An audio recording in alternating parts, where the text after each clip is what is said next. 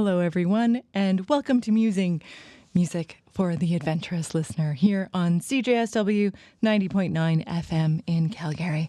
I'm your host, Janna Sailor, and on today's show, I'm thrilled to be in conversation with award-winning composer Alice Ping Yee Ho, a distinguished Chinese-Canadian composer renowned for her versatile and expansive body of work, which includes chamber music, opera, orchestral and dance works, and most recently, theater. Highly decorated, Ho is the most recent recipient of the 2024 Julie Prize for New Chamber Music awarded by the Canada Council for the Arts, the Symphony Nova Scotia Maria Anna Mozart Award, the Barlow Endowment Commissioning Award, the Joanna Metcalf Performing Arts Prize, and the Mayor Dora Moore Award for her opera, The Lesson of Da Ji. A two-time Juno Award nominee, Ho has released 10 solo albums under her name, and her works have been performed by renowned ensembles and orchestras worldwide, including the Toronto Symphony Orchestra, the Finnish Lapland Chamber Orchestra, the Polish Radio Choir, the Shanghai Philharmonic Orchestra, the National Taiwan Symphony, the Luxembourg Sinfonietta, and the Allegra Chamber Orchestra. Her cross-cultural operas, The Lesson of Daji, The Monkiest King, and Chinatown transcend cultural boundaries and highlight her unique compositional voice. Ho's artistry reflects both her deep cultural roots and the universal appeal of her music. Let's listen in.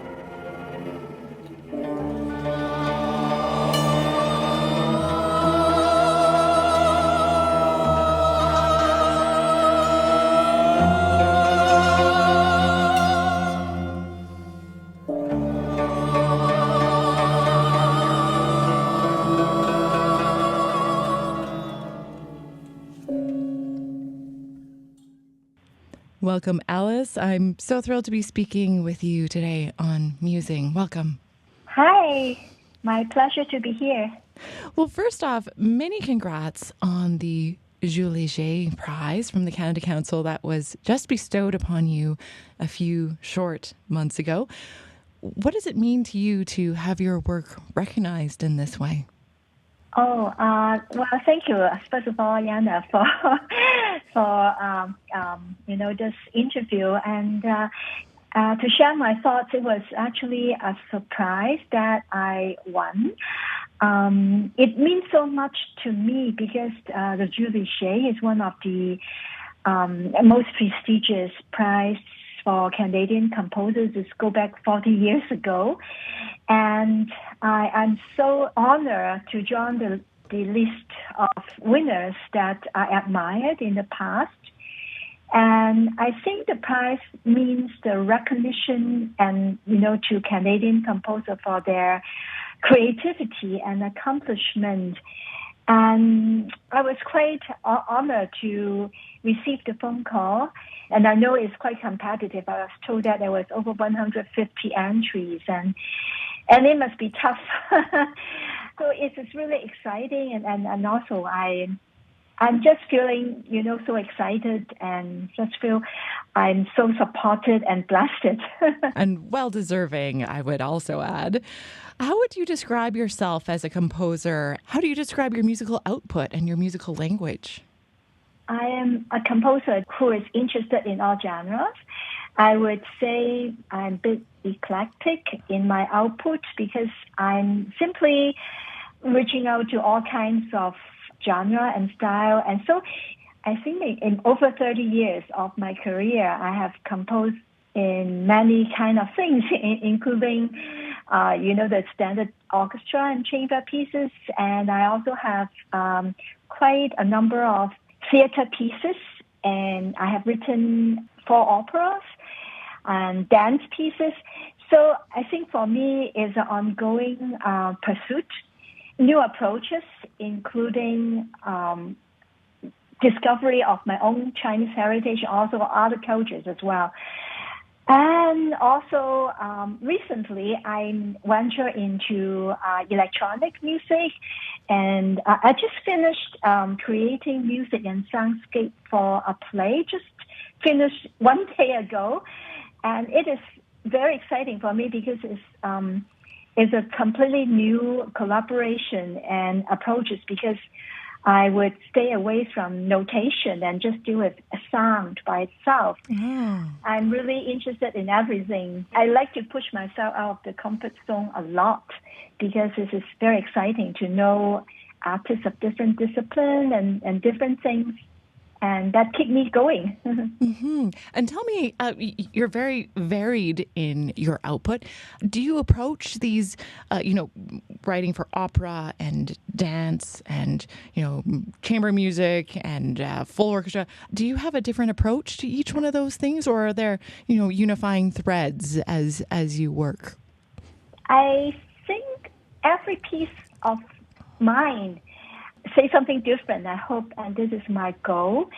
All the work that I created, either they were proposed by a specific talent or performer organization, they have some request that I should do some research to showcase them, or I would be interested to dig into some aspect of, what's happening in the world or the history that perhaps tell some stories that relate to us as a human in the world. And so I think every piece has a different approach and method in a way that guides me to express a special meaning. Tell me about some of those stories that you have set to music or that have inspired your writing. Recently, I was drafted as the music composer and sound designer for a play called Carried by the River. It actually deals with a story of a young Canadian girl. After her mother passed away, she go back to China to find her birth family. And it deals with a lot of philosophy and history, because there's some of the inheritance she has is actually from the indigenous group in China. And this is sort of a rare source for me that I have very little knowledge. So through that project, I learned a lot. Not only inspired by the play, the story, and also inspired by the resources.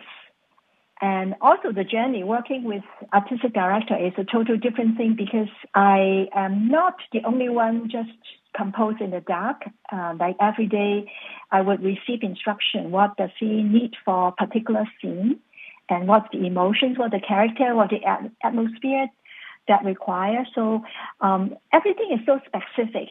And but it's also quite engaging because spontaneously I see how my music and soundscape created will be rehearsed right away, by the actresses in the rehearsals.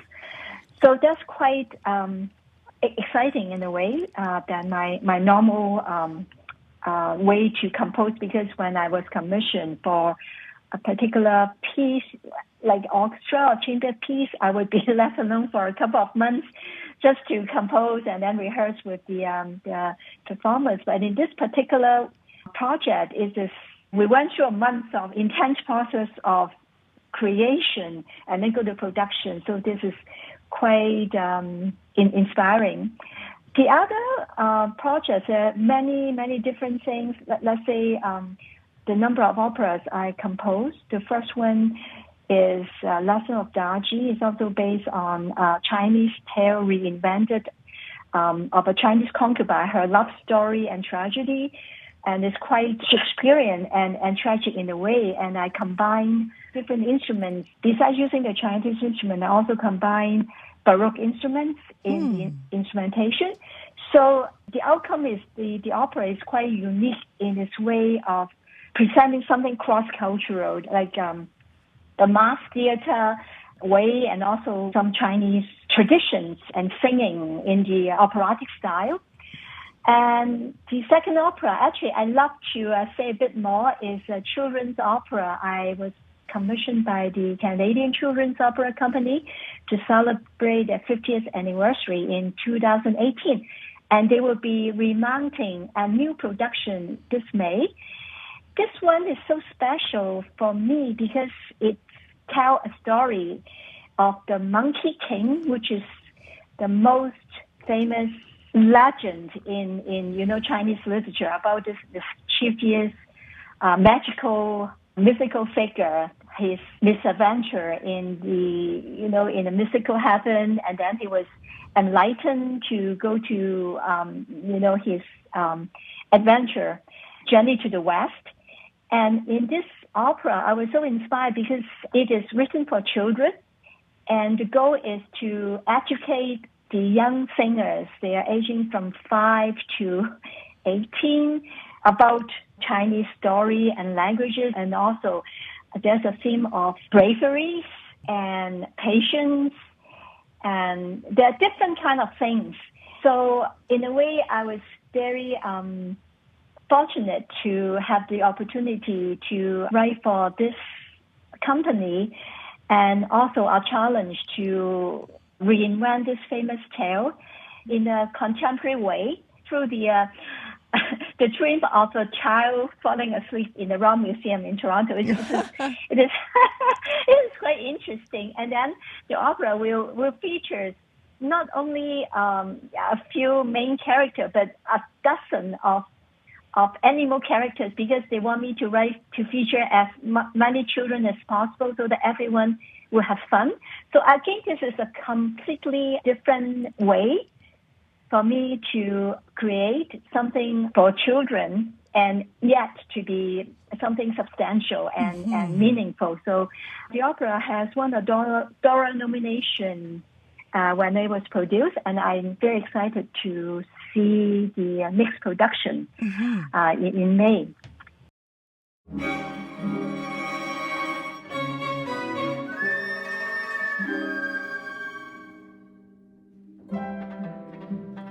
You think you have caught me, but wait until you see.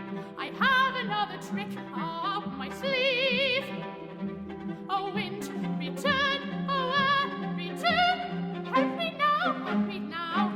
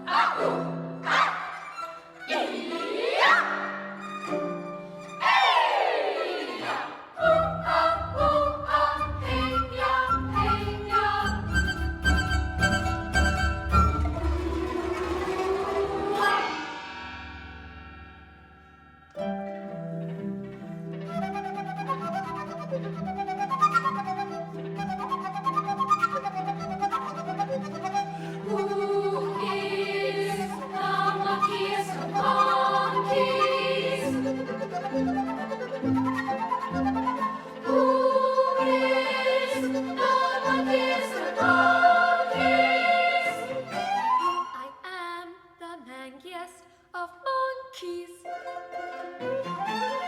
am the mooniest of monkeys. I am the meebiest of moogies. I am the mobiest of Mickey.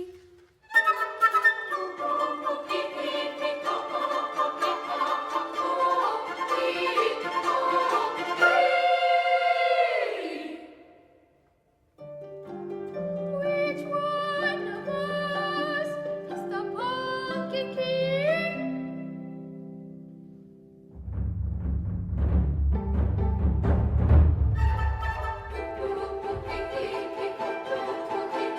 Which one of us is the Monkey King?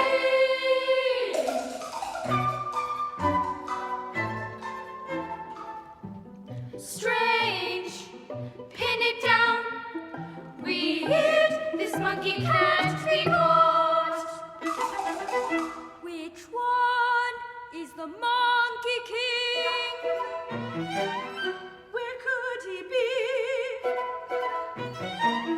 Where is that ridiculous beast? Over here, here I am.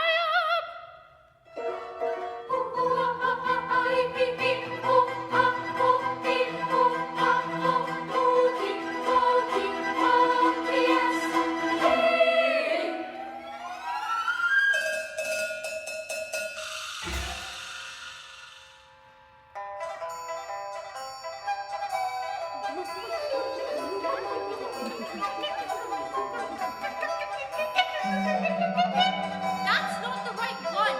Put him down. Ow! What a disaster! We won't live this down. What can we do? What can we do? This monkey must be found.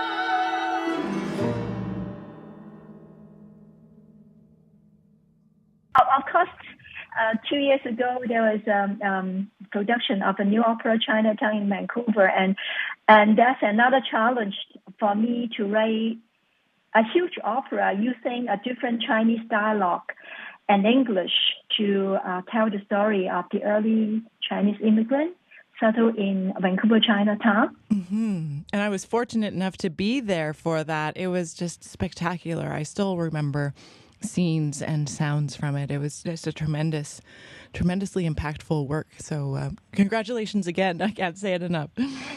I'm very lucky to got this opportunity to write Chinatown.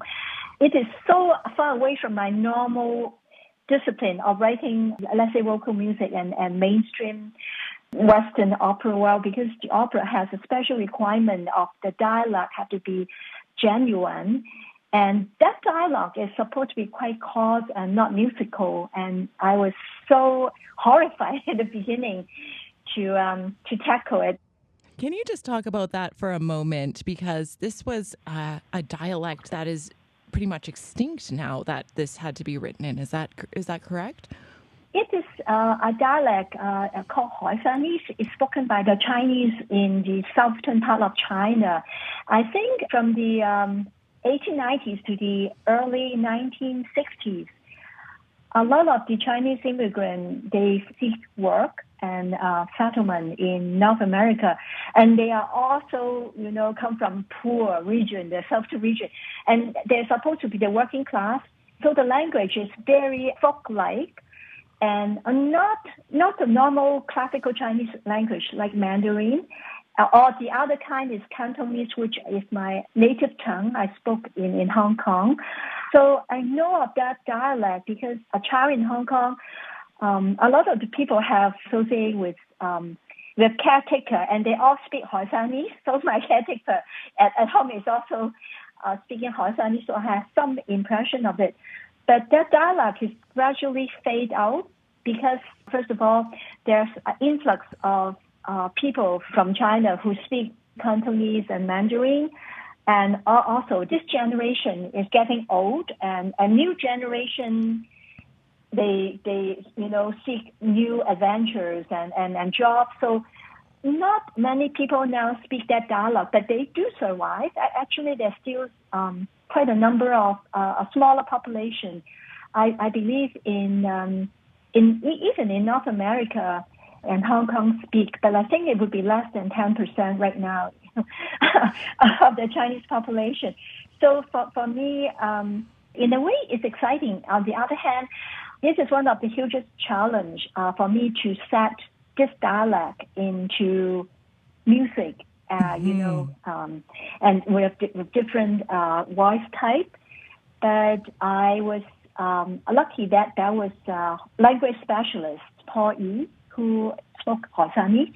He's actually a second generation, but he knows the language through his parents. So he guided us along, even he coached the singer. So I think we did very well in that aspect. And one thing I need to point out is when a dialect being set to melodies, we're a little bit lucky because the melody will actually set the inflection and the melodic, a singing style. So in a way, the language will be taken care of by the singing. But when the singers were asked to speak, it's more challenging because they have to have the natural ability to say in like a native. So in that aspect, we are lucky to have a special language coach in that. No, what a tremendous thing to take on. Not only the momentous feat of writing a brand new contemporary opera for mixed instrumentation, because it was a mixture of traditional Chinese instruments and Western orchestra, if I recall, but also in an active language revival. Right. The entire opera, right now, in the first production, we have 2 acts. The opera is about 2 hours. The first act is entirely in the native language, Hossanese. But I have to tell you a secret. We get a huge grant from the Canada Council. The librettist, Madeleine Tien, she has rewritten the entire second act for hopefully a brand new production. Hopefully not in the very far future will be remount in Vancouver. And I have just finished rewriting the entire second act. And the second act now mostly is also in Hossanese. So this will be a brand new production with more weight of the special dialect, intertwined with the English language. So it is quite unique. Well, keep me in the loop, because I'd love to be there and see the new and improved version. Yeah. So what does that mean for you to have this incredible wealth of cultural depth to work with and to express with, being Chinese Canadian, being able to draw upon your culture and multiple languages within that culture? I feel so special in a way as music creator. Living in a multicultural country like Canada, extremely fortunate that I can have this rich resources. Let's say I have known a number of groups now since in the last 10 years who actually are great Chinese instrumental player and sing. And this is so important when I create music, to work with the experts. and that is so lucky that the music would be so satisfying, with the more authentic presentation for the first of all, the sound of the Chinese instruments, just not like a cliche. We just use it, but I think a little bit more depth in their way of playing, the philosophy and the sound. And second, I also feel lucky that there are also people who are quite supportive like community supportive of this heritage. We have a very supportive Chinese communities in Toronto and Vancouver. They, really embraced Chinese artists. And I also am amazed and impressed because recently a few projects that I work with, especially in the theater, very young artists in their 20s, they are born in Canada, but they are so interested to look into their own heritage. And a lot of the subject is still with, people in search of their identity, their roots. So that is quite exciting. And for me, I'm just feel myself is immersed with a lot of talented people around me of my own culture. And also, I like to invest in other cultures as well, and even pop cultures. There's so many resources around me in Toronto, Japanese cultures, European cultures. Like a lot of the things I want to know, it seems to be not far-fetched that I can ask around and find some people who would be able to help me with technology and stories and history. So this is quite amazing. Mm-hmm. It takes a village. Truly. Yeah. A creative village.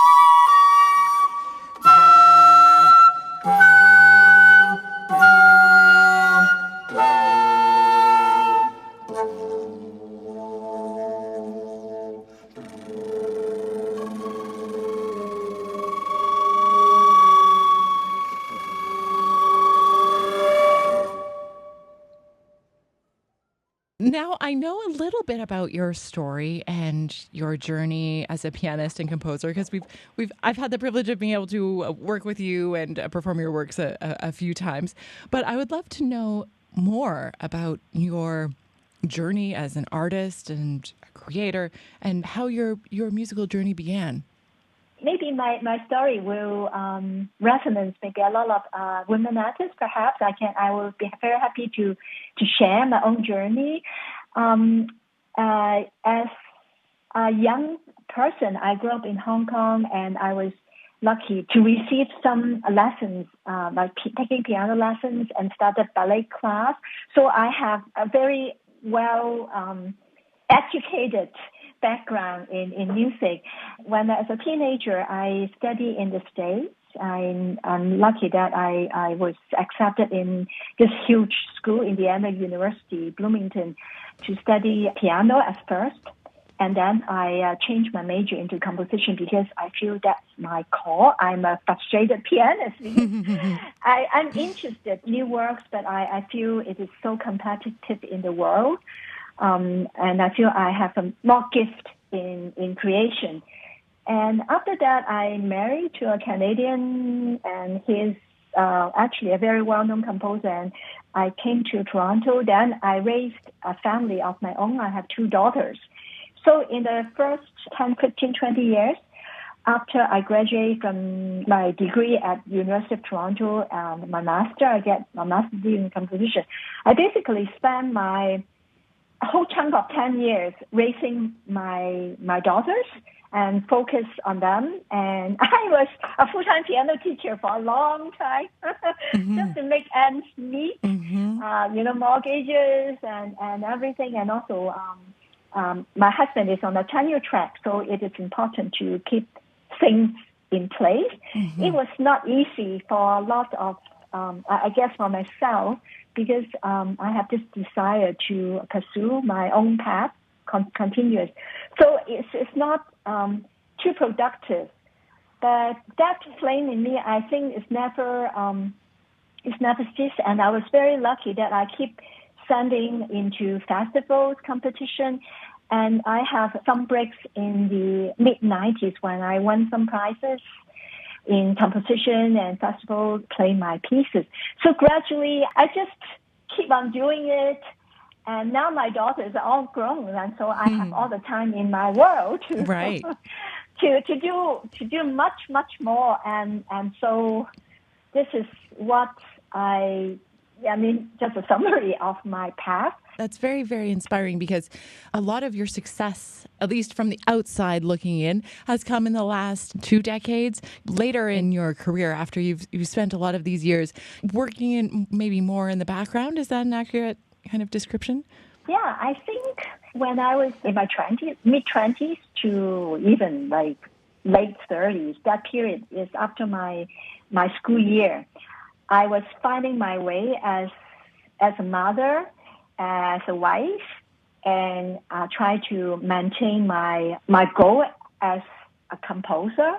And also I try to be a pianist. I actually learn of contemporary works by my colleagues, and even,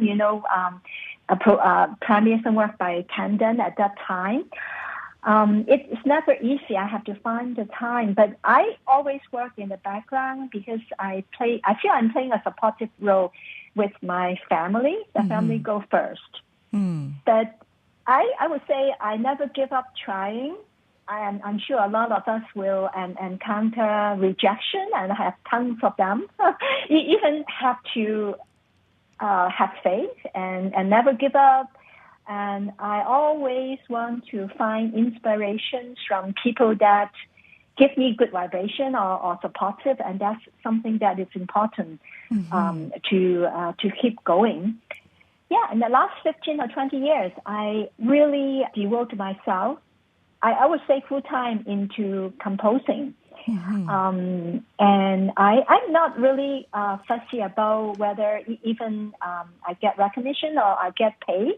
I would like to work with people I love. That's the most important thing. And I love to create something that will give me satisfaction and just, for myself and, different things that I feel I will reach my goal.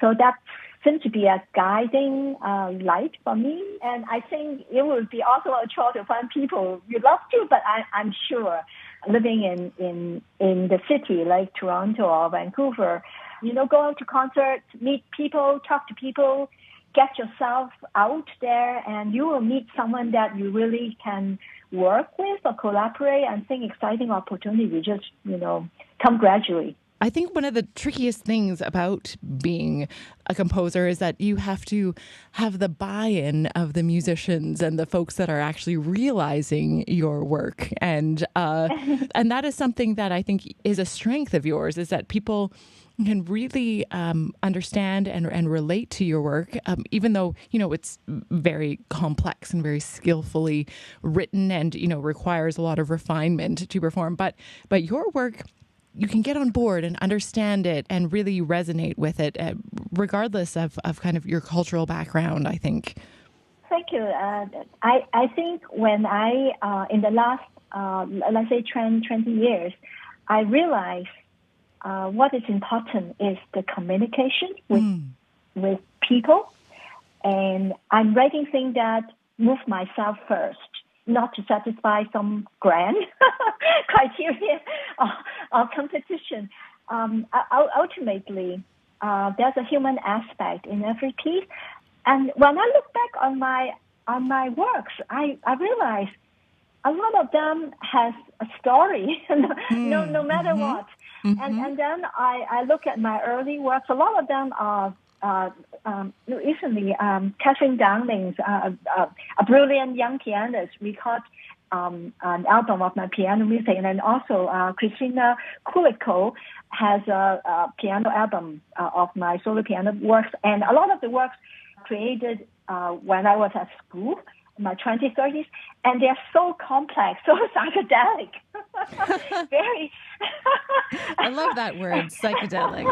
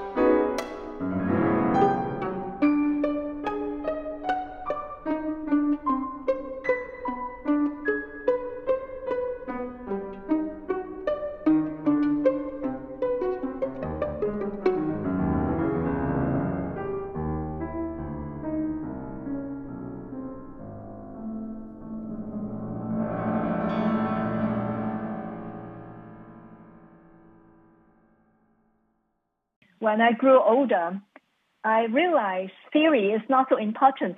And also in my 20, I went to Germany, studied with Franz Ferneyhough, one of the most mathematical composers in the world. I admire, and he was a great teacher. I admire him so much, and I learned so much.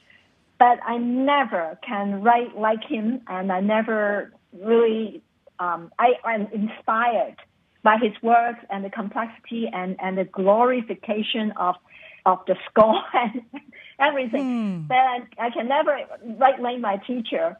So the experiences enrich myself. I really reach out to the audience more and more. I think it's nice to have a connection. Anyway, whatever I do, and the music is so important because ultimately it's a language supposed to communicate. Developing your own language as a composer, your own expressive harmonic palette, that's a really complex process of developing. Yes. And like you said, you studied with Brian Ferneyhough, but you could never compose like him, but there's aspects of that in your writing in some ways. And then there's these, inspiration that you derive from your culture and your community and other cultures and things that you experience. What is that like? That's just a melting pot of beautiful resources, but it's also very complex. Like, how do you distill all of that down into a harmonic story? Yeah, that's a great question. I think now it goes to different pieces have a different idea. To me, I love tonality and I love melodies. I think a miracle when a composer finds, a melody that moves people. Mm-hmm. So that's something that I think is so basic to communicate. And mathematically, I think I was learn how to, maneuver different, rows and pitches and all kind of things, calculate, golden mean, all these things. It's also inspiring too, but sometimes I don't want to get crazy into those aspects, because then I lost what I'm trying to express. So to me, let's say tonality, color, and new sound, in a way, it's kind of simple, but it already generates so much. One can, tell in their works. Some pieces like Chinatown, I can't imagine I write in an atonal language because it won't work. Right. Yeah. So really depends. In a way, exciting to me just to bet on something not too complex, but to make it something very complex and easy to connect as well. Tell us about some of the projects that you are currently working on. You are so tremendously prolific. I always love watching your output from afar, and they're all very exciting projects with always really, really wonderful artists. Let's say there's no time to ponder because I have a number of things happening. So there's a number of world premieres and projects in development, including an orchestra work that would be presented by an orchestra in Xinjiang, a province in China, to commemorate the independence of the 70th anniversary. They want me to write a piece that collects numerous folk songs from that region and to be a rhapsody fantasy for orchestra. So that is something that I haven't tried before. And they will be in September. And also two concertos. One is a concerto for two flutes with strings. And one is a piano concerto. I already have the title. It's called Pictures from an Imagined Exhibition, inspired by various paintings by the piano soloist Christina Quilico and a Chinese and a Hong Kong contemporary artist. His name is Wesley Thompson. He's like a Chinese Van Gogh because he killed himself because of mental illness, but his painting is so brilliant. It's so emotive. So I create this work based on the two artists and, with my impression. So I'm quite excited about it. And then a choral work, I'm admirer of a Japanese 16th century haiku master, Basho. So I use some of the haikus that started in Japanese language for commissioned by Exultante Chorus in Chamber Singers in Toronto. And that is my first piece set in Japanese. I'm excited about it. Oh, wow. And then a string quartet commissioned by the Atlantic String Quartet it's a special work as well because it's commemorate one of the worst air tragedy in Newfoundland. I think it's in 1984, something like that. There's this American aeroplane flight. There was 285 young soldiers. They just finished their missions from peacekeeping from Egypt and go to Kentucky, but they had a transit in Newfoundland. And because of the de-icing, also in Gardner, there was a big tragedy and the just as an explosion. So the piece is in three movements is sort of commemorate the spirit and memorial.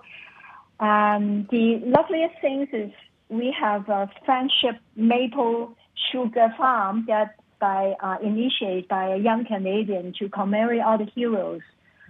I know now, Canada and the States in such a just to say that it is so unreal. But I think at that time, we really have a great heart. We really commemorate these soldiers and this huge farm. I think there are 200 trees, and each tree is just quite amazing. It's called Femmede of the Skies. That seems like just an extraordinarily meaningful and impactful project that will really be so well received by the community. I can see that. I just think this is so meaningful to remember the good human natures. We mourn the loss of life. They are heroes, and also is in Canadian soil, and we want to pay tribute to them. And music is just a wonderful bridge between nations and between people, and just helping all of us to understand and come to a similar place of understanding. It's such a powerful tool that way. Yes. I hope so. I hope this is, a continuation that reminds us who we are, and Mm-hmm. What does it mean to you to be both Chinese and Canadian, and to have this opportunity to live and work and express yourself in both of those cultures and as both of those identities? With my my work in the last couple of decades, I am able finally to find my root, expressed through a number of large projects, and there are smaller ones that make a statement about Chinese people, Chinese artists, and also myself as a women Chinese composer, surviving in Canada. So this is important because I think the recognition is a helpful tool for me to even say more. I would love to help the younger generation as well, to give them advice and perhaps a guiding path to follow, hopefully. Mm-hmm. And I would also be excited to continue to explore this way with in the future. What it means as a Chinese Canadian living in as an immigrant. I think this question of migration is an important thing for me. Like my daughters too, they were born here. They don't know much at all. So I would also hope through my works, my music would tell them story. Let's say the Monkiest King, it would be a tool for them to understand their roots a bit better. Alice Ping Yee Ho, it's been so wonderful to be in conversation with you, take a deeper dive into your work and your influences. And I just want to thank you so much for your time today and for your beautiful contribution to the Canadian music scene and beyond. Thank you so much, Janna. I mean, my pleasure talking with you, and such a great pleasure to have the honor working with you too in a number of projects. And I'm also a fan of your work, and I hope I hope we'll continue our go-to. Yes, we'll make that happen. To be continued, and until next time, and we'll leave our listeners with some more of your beautiful music. Thank you again, Alice. Thank you so much.